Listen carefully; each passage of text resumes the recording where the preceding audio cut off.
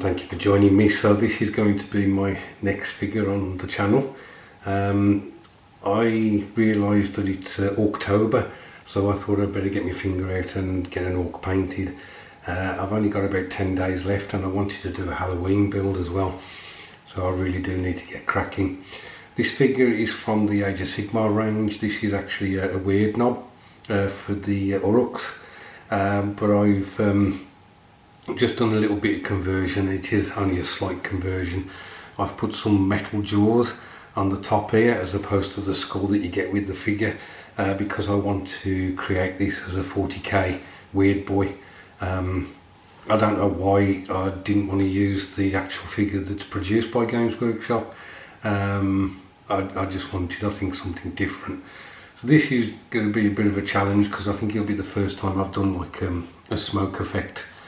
You can see at the top here. The skin tone will be the same that I did for the goblin. Basically, it's all my green skins. I use AK's camouflage green, and then a much paler green, like frog green, like I did last time. Or there is another one that they've got. I just use that to highlight that skin.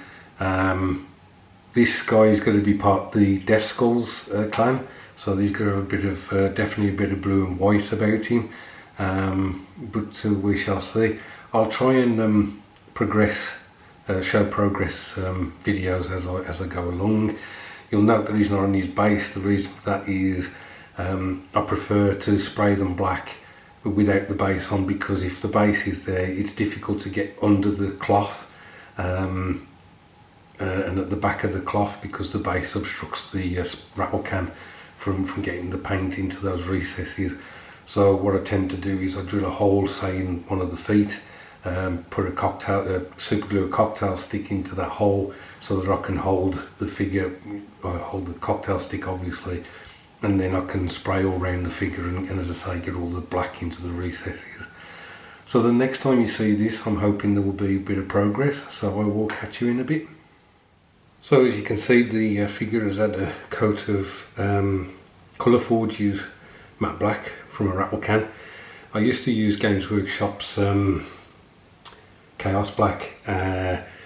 The Colourforged is a much more matte black, and it's also more cost effective.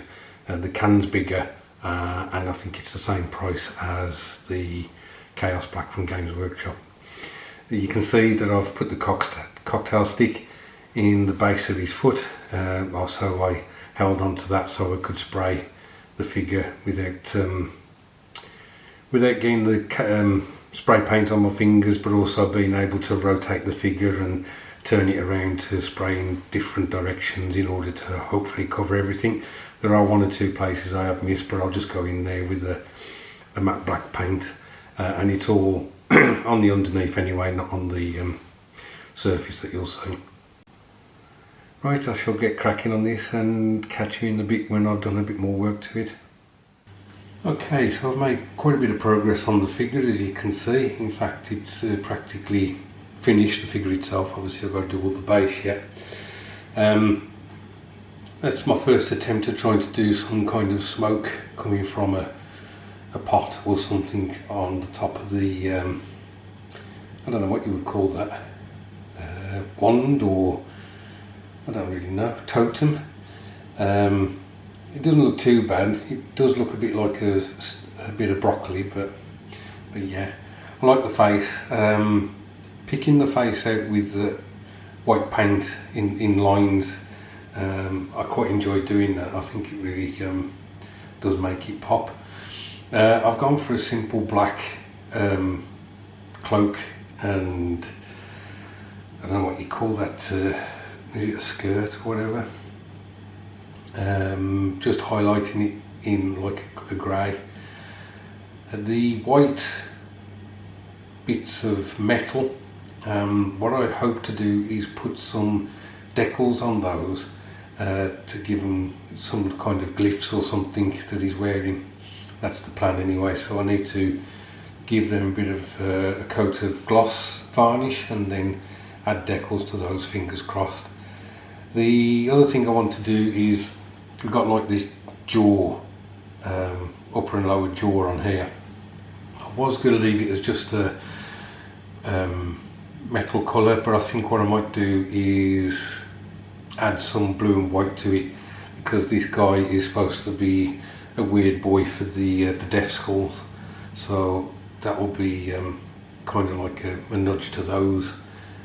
So yeah, so I'm going to crack on with this. I've been thoroughly enjoying painting this figure, so the next time you see this it will be complete.